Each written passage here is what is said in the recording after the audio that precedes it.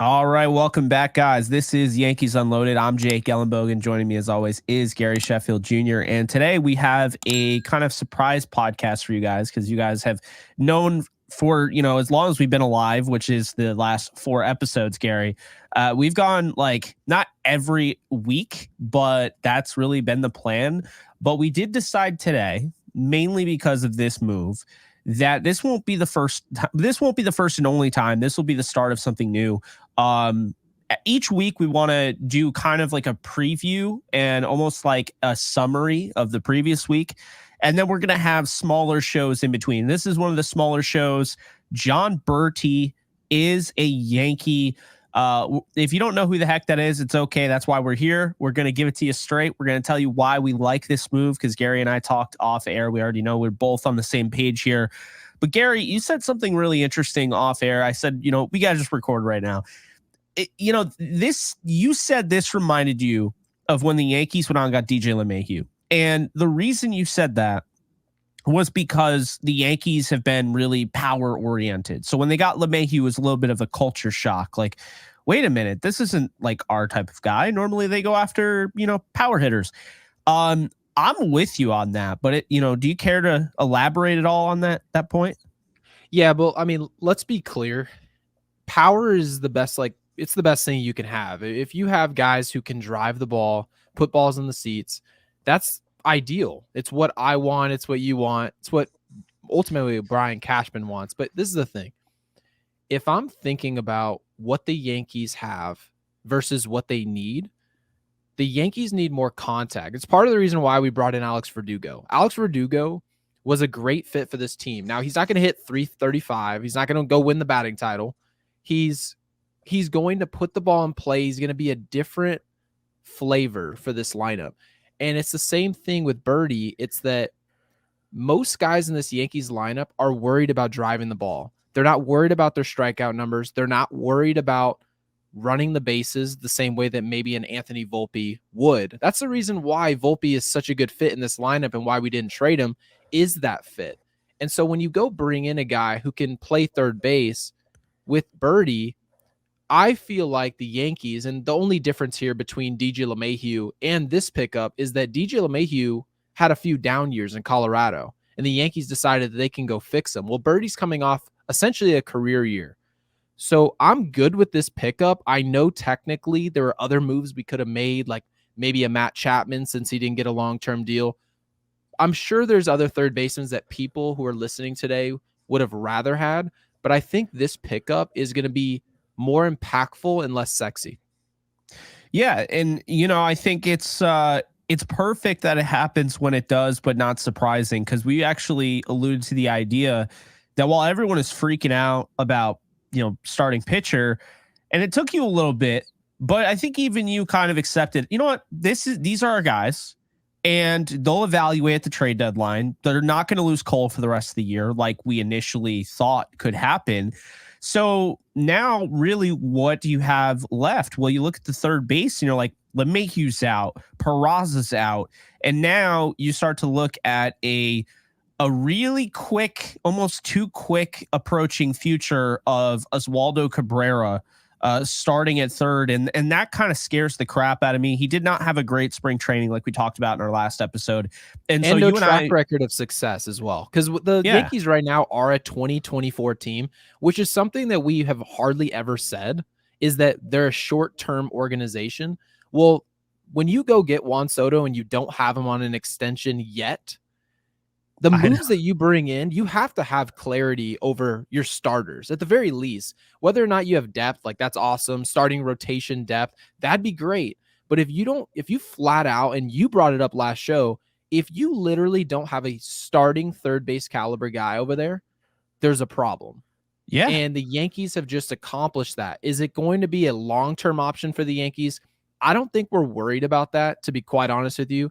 Just the fact that in 2024, we have at least a short-term answer that will work, and we have clarity over what we're expecting in 2024. There were too many question marks with the organization, and I felt like they answered one today.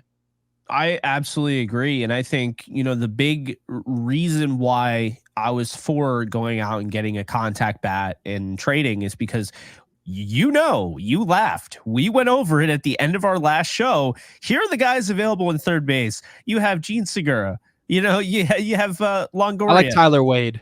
Yeah, Tyler Wade. That was a great one. But no, so my father was like, we were talking about this afterwards, and I brought up Longoria, and he's like, he's still playing, and just cackled. Like, Oh yeah. those are your options if you don't go out and make a move like this. So let's not waste any time. Let's tell people what Jon Berti is. He's got 2 years of control, which is great, Gary. For those of you who don't know, that means he does have an arbitration season next year. So that is kind of a little cool thing. He is 34 years old. People will be like, wait, you said that LeMahieu was too old. No. LeMahieu's not too old. It's that he's already showing that he can't stay healthy at this age. If you're 34 and 2 years ago you led the NL in stolen bases, which Jon Berti did, and the speed hasn't dropped off and the contact hasn't dropped off, and you're not chasing pitches, I'm not concerned about your age. We've seen guys play way longer. He hit 294 last year, Gary, in 2023. This is not like one of those signings where you go out and you get a guy. And we've seen them before. The Yankees are obsessed with going out and getting those utility guys that like hit 188. And you're like, why? He's 30 years old, hits 188. And you're like, what is the appeal here? There's a lot of appeal here. And what I will say, I don't know how things went down for the Marlins. What I will say is that I actually went back and looked, and Jon Berti was expected to be the starting shortstop for the Marlins. Okay. That was the expectation. Right. I don't know what changed. I don't think this guy did anything crazy or anything like that to justify getting traded. I think, honestly, the Yankees had a need, and they decided, hey, we're going to offer you this guy, John Cruz, good prospect, 28th overall, good prospect, hearing great things about him. And they wanted Cruz. They're like, all right, it's a deal. He's 34. Yeah, he's got 2 years of control, but we can get a 28th overall prospect who might be a little bit higher on our prospect grading. And then, it ends up being a 3-team trade, which was really bizarre, with a rival in the Rays, and they take on Ben Rortvedt. And the reason I say take on is because the Yankees do not need him. Goodbye. And Ben Rortvedt fills a need for them because they needed a backup catcher. So everyone wins, which is the whole point of a trade. And you're getting a versatile third, short, and second baseman. To me, he needs to start day one. He needs to start tomorrow against the Astros.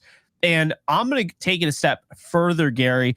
I think he should be the leadoff bat. I want him leading off. He hit 294 last year. You're getting a guy with speed right out of the gate. Speed, contact, and a guy that can not only just like fast as a fielder, but he's fast on the base paths. And again, I mentioned led the NL in stolen bases 2 years ago, Gary. So you're getting a guy now that can threaten the base paths when you have Soto and Judge and Rizzo and Stan and Glaber all up. And that is a beauty of a move here, because it doesn't matter how long he is, how long his stay is in New York. We've seen guys come in like a Matt Carpenter and just flourish right before our eyes. There's no reason to suspect that Jon Berti is not going to be able to play in the Bronx. There's no reason to assume that. He's not a power hitter. Who cares? He's a contact bat. He can steal bases, and he should be leading off. Batting 294 last year. I mean, at worst, Gary, he's going to be hitting like 260. So, okay, you know who I actually so you really like this pickup. I love this pickup as well. But let me say this. I think I have a different perspective on his role. For one, I agree he should be starting. I don't think there's really any argument that a young player that really isn't that highly touted in our organization, we really don't have anyone at third base that is going to fill the role that we need them to fill. But having said that, if you look at the games played for Jon Berti, okay? Since 2018, when he started with Toronto, 4 games played, 73, 39, 85, 102, and 133. So this is obviously his workload has increased over time because baseball executives have essentially figured out that he's a really good player. He has an impact. His speed is having an even bigger impact in a game that's essentially going away from speed. And then this last year with the bigger bases, we've noticed speed started to come back into the game. It's having more of an impact. But having said that, and I said this about DJ LeMahieu and the fact that I don't expect him, and it's been proven right already, for him to play 162 games. That just wasn't going to happen. I don't think, matter of fact, that anyone had that expectation. So essentially what it meant was that we were an IKF short on the roster. We needed somebody who could be a utility man, someone who could play second base when Gleyber Torres needed a break, someone who could play third base if something happened to DJ LeMahieu. Well, something just happened to DJ LeMahieu, and I said I expect him to be good for about half the season. Exactly what he was last year, because he's naturally, as a 34-year-old who's dealing with injuries, he's going to have ups and downs. So my expectation was that Berti and DJ LeMahieu are essentially going to share time as the utility man all year, which is why my conclusion is that Anthony Volpe should be leading off for this organization. And the reason I say that is because when Berti and DJ LeMahieu are taking turns, I don't want somebody to be at leadoff and then now I have to put DJ LeMahieu at leadoff. I don't want roles changing, if that makes sense. I want Anthony Volpe to be doing the same thing all year. I want him protected by Juan Soto. I want him protected by Aaron Judge. I want him protected by Gleyber Torres and Anthony Rizzo. Our most prized possession, in my opinion, in this organization outside of our superstars, of course, Anthony Volpe, right? Anthony Volpe and Spencer Jones. So if I'm looking at that, I don't want him buried at 6 and 7 in the lineup. I want to put him in the fire, put Berti down the lineup, allow him to be a professional hitter, give us depth. Him and Verdugo down the bottom of the lineup are going to do damage. So I'm honestly really happy with this pickup. I really am. So I actually agree with you to an extent, which I know sounds weird because I was like, oh yeah, Berti needs to be a leadoff hitter. And I still think he needs to if it's not Volpe. I've been saying, as you know, I want Volpe to lead off. I just don't think they have the guts to do it. So in that sense, I think they still want to keep him at the bottom of the order. So I respect that. Yeah, I'm just kind of adjusting my vision. I'm like understanding, okay, Volpe's not going to lead off in all likelihood. Can we at least get Berti? Because what I don't want to see is, oh, here comes Rizzo as the leadoff hitter or something. Oh, for the love of God. We can't do a and trust me, this works for Kyle Schwarber and all the power to him, right? He's going to lead the league in walks. He's going to hit homers. I get that mentality. I really do. I understand it. You give them more at bats, allows them to commit more damage. I got it. The issue is that when you got a guy who physically can go steal you 50 or 60 bases, that's in Anthony Volpe's toolbox. He 100%. Has the ability to go be a Trey Turner type player, a Trey Turner type asset. If Anthony Volpe lives up to his potential, this is potentially a 110 to 120 run guy. Absolutely. It's a superstar in the making. Now, does it mean that Volpe will be a superstar? Absolutely not.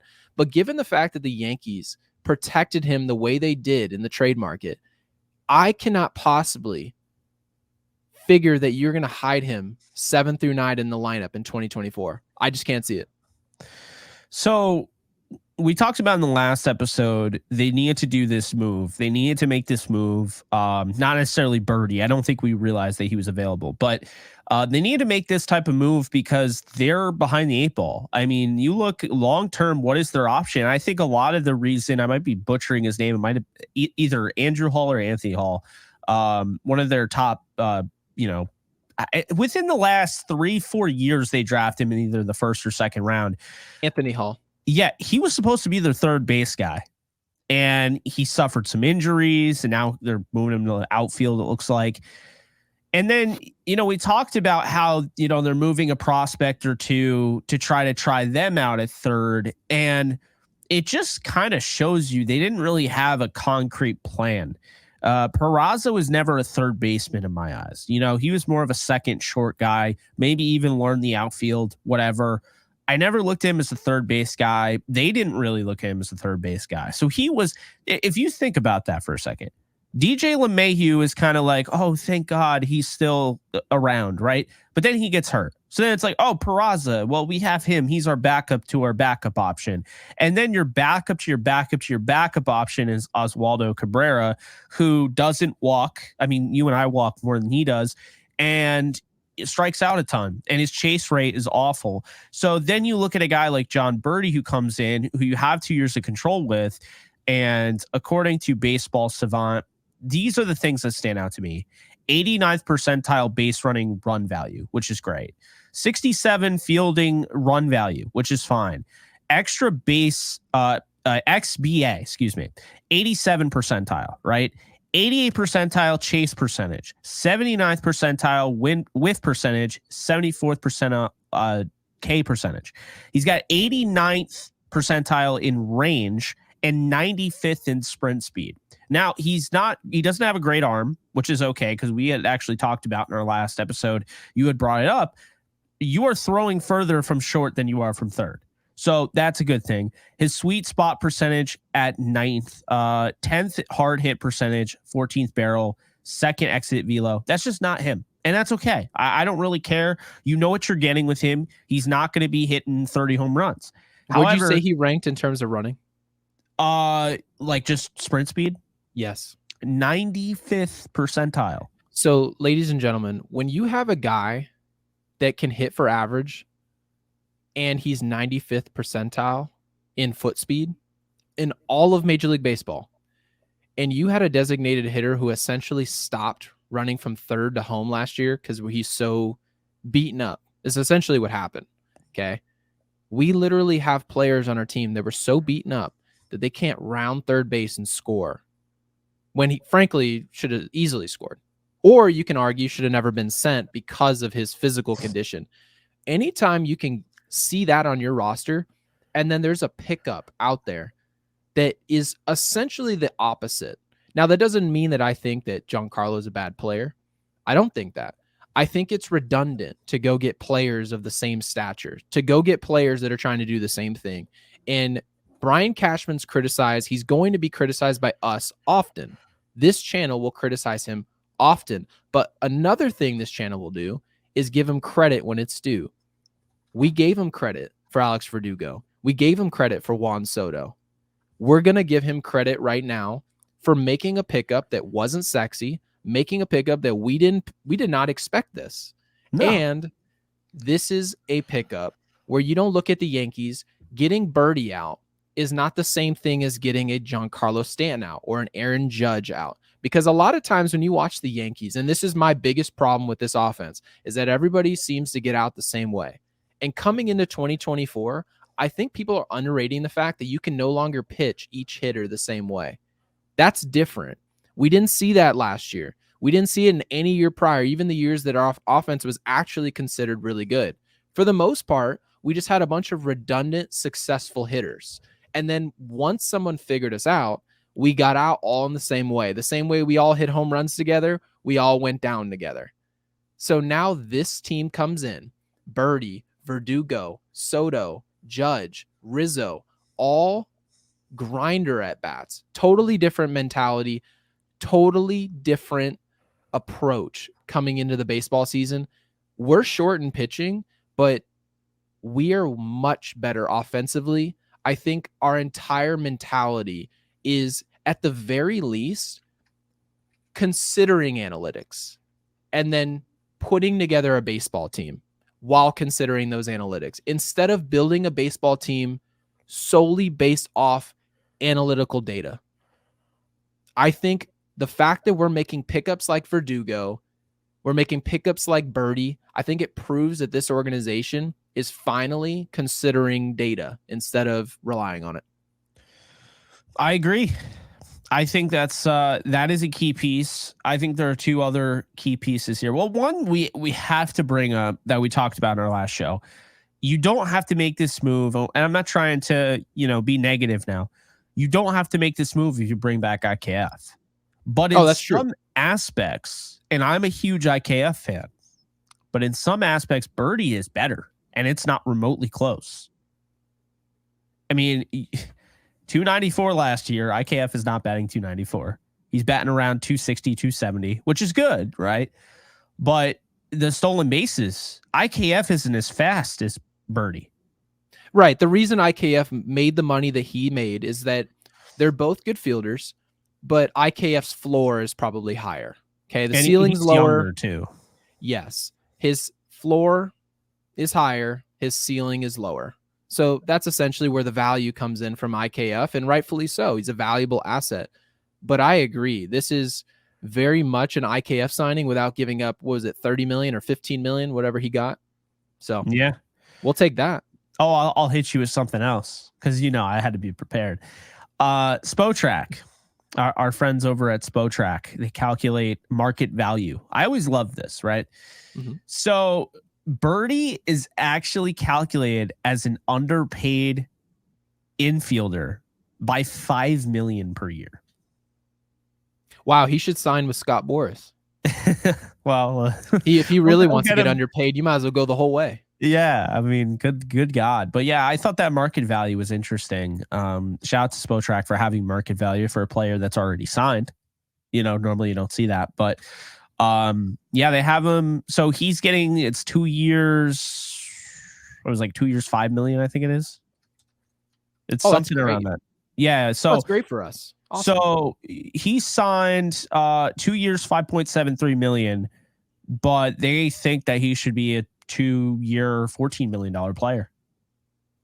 Right. So a utility man. I mean, that's about what a utility man gets paid. And for the Yankees, I would expect Berti's going to play anywhere from 100 to 115 games this year. I know last year he played, I think it was $140. I would not be surprised if he ends up being, first off, the best pure hitter on the Yankees as far as average. I wouldn't be surprised. I also wouldn't be surprised if we don't see LeMahieu again. I have a really bad feeling about LeMahieu. Yeah, I've been saying it. I've been saying it. This stuff just doesn't, it does not get better with time. And the thing with Berti that is a good signal is that, okay, yeah, he's 34 years old, but he's shown no sign of slowing down athletically. That's the thing. Once you start showing, okay, foot injury here and, a back injury, like that stuff gets worse. Berti has yet to really show that. And last year he played a career high 133 games. The year prior, 102, 85, 39, 73, and 4. So this is somebody that is now being counted on. Now the stolen bases went down from, when he was 32 at, age 32 in 2022, he had 41, led the NL. And then this past year, 16. But I think also like that's just the way maybe they want to utilize him. I mean, it's not necessarily him. So I don't know. I feel like he's going to be a fan favorite. I mean, if you guys went crazy for Ronald Torreyes, then you're going to go crazy for. Wait a minute. How old was Greg Allen? He must have been in his 30s, I would assume. There we go. If Greg Allen, you guys remember how much of an impact he had on our lineup? He just got in the lineup and he was running the bases. Crowd was going wild. Yeah. So he was 31. Not an impact player at any stretch of the imagination. No one was excited to hire Greg Allen. Nobody. You're not excited for 217 batting average? Right. So he hit 217. Okay. Obviously, everyone knows him as a speed guy. And he had a huge impact. Now, I'm not saying that Berti's going to take the world by storm. I don't think that's the case. But here's one thing I do know. If he's 34 and he doesn't have it, so let's just say he has a good year this year, helps the Yankees. Yankees get to the ALCS, get eliminated. And then next year, you see a third baseman on the market. The Yankees haven't tied their hands together to go get him. They essentially gave up nothing. So it's a risk-free move, and it is a way better option than anything else that they had. I think that's like the way I can wrap that up, is that no young player that's at third base right now that's battling injury or sitting on the sidelines and hoping for more playing time, none of those guys are more proven heading into 2024 than Jon Berti. So having said that, when you can go acquire a player like that and you're going to pay him a total, did you say it was $7 million over the course of 2 years? That's what his market value was. Oh, so what's he getting paid? He's literally getting paid 2 years, $5.73 million. Oh, yeah. See, we're paying those young players $500K. Yeah. He's essentially getting paid like a young player. We'll take that. I will take that. So Baseball Reference has the projections again. We love those. We talked about that with Heel. I'm sure those will pan out for us. Yeah. So age 34 season for Berti, they're projecting a 257 batting average this season, a 703 OPS, 95 strikeouts, 40 walks, 8 home runs, 3 triples, 104 hits, 55 runs in 452 plate appearances, and they expect his stolen bases to go up to 25 this year. I think that's a fair projection. I would say 271 batting average. That's my expectation for him. I think it'll stay a little bit above 270. I like the 25 stolen bases.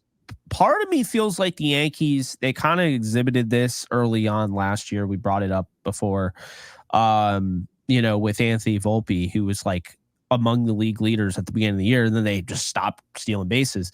I think they're going to go back to that. And I think they told us that when they went out and got Verdugo, and they went out now and they got Berti. It's like they care about small ball now, and maybe they didn't have, they did, but they're trying to work their way back, and I'm all for it. I like this move. I think this will pan out for them. I think he's going to be a fan favorite. I don't even want to know what John Sterling is going to say when he hits a home run. The Berti is the wordy. I can already picture it. Seems about right. Yeah, but no, I feel good about this one, man. I feel good about this, man. I really feel like this. We're gonna come back to this and be like, damn, this was a really nice, high quality pickup that doesn't have a big name. And another thing I'll say is that you see Yankees Twitter and they're ablaze because they're like, well, we need this big name guy. We're all in, yada, yada. It's like, okay, but can you at least do some work? Can you at least look up the player before you start spouting your comments? I understand everyone's opinions, are fair, whatever. Make your opinion. You have the right to that. But you also have the right to look this stuff up. It takes 2 seconds to go on Google, type in Jon Berti, and figure out whether he's a good player or not, and whether you should be yelling about it in a good way or a bad way. And I feel like there's too many that are just looking at the name and like, oh, good God, Jon Berti, that's the best we can do. Yes. And it's a very good move. And like right before the season, what do you expect? All these teams have their lineups already figured out. This is a shock to me that the Marlins traded away a guy who was going to start for them. So I don't know about you, but like I totally like this. I think this makes a lot of sense. And I think we'll be looking back on this, come trade deadline when they don't go out and acquire that third base bat that, they probably would have had to do, pay a premium for. Instead, they'll be like, oh, we have Jon Berti. He's batting 270. He's our starting third baseman. We feel good about him. I mean, what do you want to do? Do you want to go out and have Josh Donaldson come out of retirement? No. Yeah, well, here's the case for Jon Berti, or not Jon Berti, even a pickup on a budget at third base, right? And not on a budget where you just throw someone over there, right? You just throw someone over there that you don't really have any expectation for him to do anything, okay? And Jon Berti does, which is what we just spent the first 28 minutes and 30 seconds talking about. However, these same people who want the sexy pickup, and trust me, I wanted Yamamoto, right? I thought Matt Chapman potentially could have been a fit. Now, having said all that, when you do go get those pickups, if you did go get a Yamamoto, maybe not Yamamoto, but let's go say Matt Chapman, and you want the guy who's proven platinum Gold Glove winner. The issue with that is that if the New York Yankees are sitting 2.5, 3 games back at the deadline, the Yankees aren't going to feel compelled to have the financial flexibility to go acquire one of those starters. Let's use Shane Bieber as a perfect example, who's the player I think the Yankees are going to acquire at the deadline. Now, when Shane Bieber, if he ever potentially became a Yankee, the only way that happens is if the sexy pickup didn't just occur.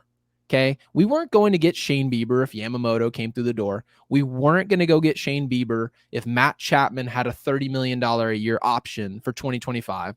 we have to re-sign Juan Soto. So all these different type of budgets, like all these things that are in the Yankees short-term plans and long-term plans, you cannot possibly go get the sexy pickup now and then later on at the deadline think that this organization is going to be aggressive. And then now that Garrett Cole's hurt, the Yankees have an opportunity to fill a role in which they just did, and we expect them to be in the hunt at the deadline. Once that happens, the Yankees can go make a trade that's not going to cost them the money that essentially is going to mortgage us out of bringing Juan Soto back or bringing Gleyber Torres back. So the Yankees are not just deciding, do we always go get the sexy player? They're deciding when to go get the sexy player, because if you do it now all the time, we're going to get bit. Okay. Oh, Everyone yeah. always says, why did this organization get rid of that superstar? Why'd they do that? But then you look 2 off seasons ago and they went and got the sexy pickup 2 years ago and it costs them now. So the Yankees, I think, and you can have an argument for a separate day of whether or not they can afford both. I think you can make that argument. But based on what I think the Yankees are doing, I think the Yankees are filling a hole and leaving flexibility for when they need it. And I think at the deadline, when Garrett Cole is finally getting his footing, he's back on the mound, maybe that's going to be a shot in an arm in itself. Then you go bring in potentially a Shane Bieber or someone else at the top of the rotation, and you hope that Rodon or Nestor Cortez bounce back, and then at that point, you're dangerous. So I actually really like what Brian Cashman did, and this is coming from somebody who's criticized Cashman left and right. The difference is I'm fair, and I'm trying to be fair here, and I believe being fair, Jon Berti and what they did with the rest of this roster in terms of their lineup, I'm very happy. I'm with you, man. I'm definitely with you there. And I think really we tried to be fair to what the Yankees were doing. And really, I think it just goes back to the fact you and I have been saying over and over again. It's to take care of now, evaluate the deadline. You can always make a move at the deadline.